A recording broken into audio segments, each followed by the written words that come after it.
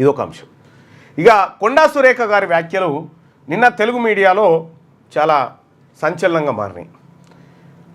ఆమె ఏం మాట్లాడింది, కొండా సురేఖ గారు ఎందుకు మాట్లాడింది, ఫస్ట్ ఆమె ఏం మాట్లాడిందో ఒకసారి వీడియోలో చూద్దాం.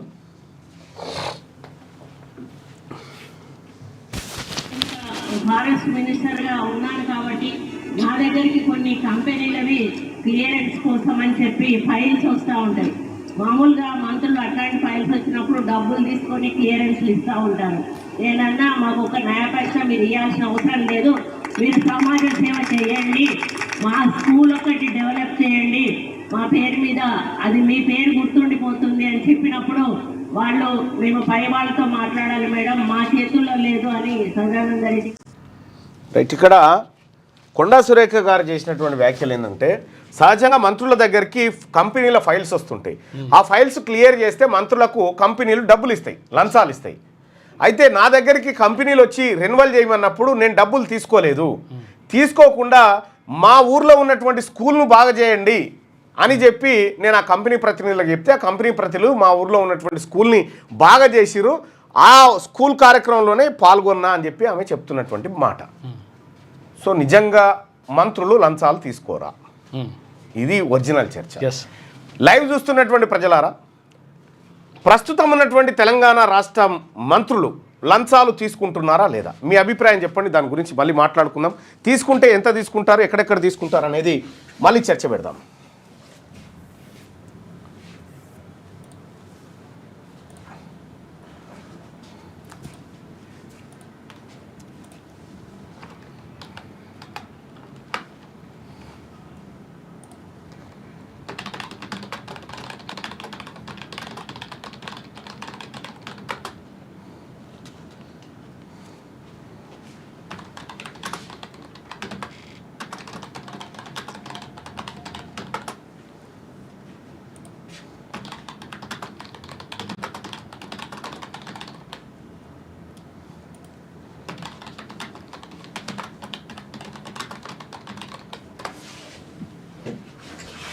చలో ఈ పోల్లో పాల్గొనండి. కానీ టీఆర్ఎస్ కంటే కొంచెం బెటర్ అని చెప్పి చెప్తా ఉన్నారు. అప్పుడు టీఆర్ఎస్ అధికారంలో ఉన్నప్పుడు విపరీతమైనటువంటి అప్పులు వచ్చినాయి, అప్పుల రూపంగా పైసలు వచ్చినాయి, మింగడానికి కూడా ఎక్కువ మింగిరు. రైట్గా తెలంగాణ మంత్రులు లంచాలు తీసుకుంటున్నారా? కొండా సురేఖ చెప్పింది నిజమేనా? కొండా సురేఖ చెప్పింది నిజమే అనుకునే వాళ్ళు ఇక్కడ, కొండా సురేఖ చెప్పింది అబద్ధం చెప్పారనుకుంటే ఇక్కడ మీ అభిప్రాయాన్ని తెలియజేయండి. అయితే ఆమె ఈ వ్యాఖ్యలు చేసిన తర్వాత మళ్ళీ ఏది బీఆర్ఎస్ పార్టీ వాళ్ళు, బీజేపీ పార్టీ వాళ్ళు ఆమెని టార్గెట్ చేసి కొండా సురేఖ చేసినటువంటి వ్యాఖ్యల పైన వివరణ ఇవ్వాలి, కొండా సురేఖ గారు లంచాలు తీసుకుంటున్నారు మంత్రులు అనేటువంటి మాట ఏదైతే చెప్పిందో ఆ మాటకు కాంగ్రెస్ పార్టీ ప్రభుత్వంలో జరుగుతున్నటువంటి అవినీతికి సరిగ్గా సరిపోయింది అనేటువంటి చర్చ జరిగింది. మరి తీసుకోవట్లేదంటే 100కు 100% ప్రతి మంత్రి, ఎవ్రీ మినిస్టర్, ప్రతి మంత్రి తీసుకుంటున్నాడు, నో డౌట్. కాకపోతే కొంత ఎక్కువ తక్కువ చూసి తీసుకుంటున్నారు. బీఆర్ఎస్ పార్టీ హయాంలో బూర్గుల రామకృష్ణారావు ఉన్నప్పటి నుంచి తీసుకుంటారు. ఇవాళ కొత్తగా ఏం లేదు. ఎక్కువ సంపద ఏ శాఖ వాస్తవానికి ఏంది ఇక్కడ కొండా సురేఖ గారిని నేను అభినందిస్తా ఉన్నా. ఎందుకంటే ఇప్పుడు బీసీలకు సంబంధించి బడ్జెట్లో కేటాయింపులే లేవు కాబట్టి ఆ పాపంలో కొండా సురేఖ ఉండకపోవచ్చు, ఉంటే కొంత పొన్నం ప్రభాకర్ గారు ఉండొచ్చు, ఉంటే ఎందుకంటే ఆయన శాఖ కొంత డబ్బులు ఉన్నది కాబట్టి దాంట్లో ఆయన హస్తలాగం ఉంటే ఉండొచ్చు. ఇక అత్యధికంగా బడ్జెట్ కేటాయించబడ్డటువంటి శాఖలు ఉన్నాయి కదా, రెవెన్యూ, ఆ తర్వాత irrigation, roads and buildings, panchayat Raj, ఇవన్నీ ఉన్నాయి కదా. ఇందులో బరాబర్ అయితే దీంట్లో కూడా ఒక లెక్క ఉంటుంది, ఉత్తగ కాదు. 1000 కోట్లకు సంబంధించినటువంటి అంశం అయితే ముఖ్యమంత్రి గారికి కూడా షేర్ చేయాలి, ముఖ్యమంత్రి గారికి కూడా ఈ లంచం డబ్బులు షేర్ చేయాలి, మంత్రుల బాధ్యత కూడా అది. ఈ రకమైనటువంటి ఎక్కడ లేదు చెప్పురి లంచం లేనిది ఎక్కడ? కింది స్థాయి గ్రామీణ స్థాయి నుంచి ముఖ్యమంత్రి స్థాయి వరకు ప్రతి చోట లంచం ఉంది.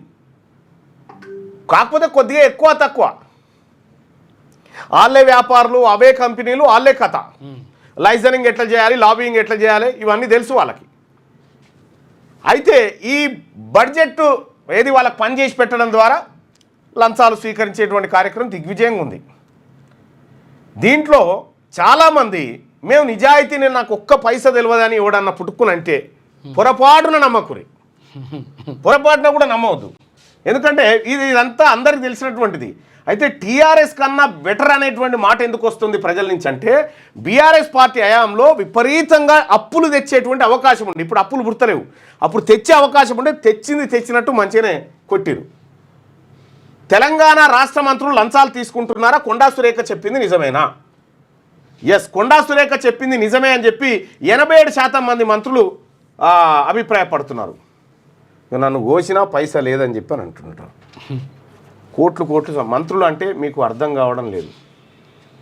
బరాబరే ఆమె చెప్పింది, ఆమె చెప్పిన విషయం కరెక్టే. అది ఎందుకు వస్తలేదు? మీ పిల్లలు ఐఐటి ఎంసెట్ లాంటి కాంపిటేటివ్ ఎగ్జామ్స్కి ప్రిపేర్ అవుతున్నారా? జాబ్స్ కోసం చేసే ప్రయత్నంలో విఫలమవుతున్నారా? ఇంగ్లీష్పై పట్టు సాధించలేక పోటీ ప్రపంచంలో వెనుకబడుతున్నారా? స్టేట్ సిలబస్ అయినా సెంట్రల్ సిలబస్ అయినా అన్ని సబ్జెక్టులు ఇప్పుడు ఒక్క క్లిక్లో.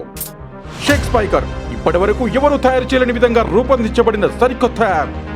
ఇప్పుడే షేక్ స్పైకర్ యాప్ని ప్లేస్టోర్ నుండి డౌన్లోడ్ చేసుకోండి. కేవలం 1000 రూపాయలకే 7 ఏళ్ల పాటు సబ్స్క్రిప్షన్ పొందండి.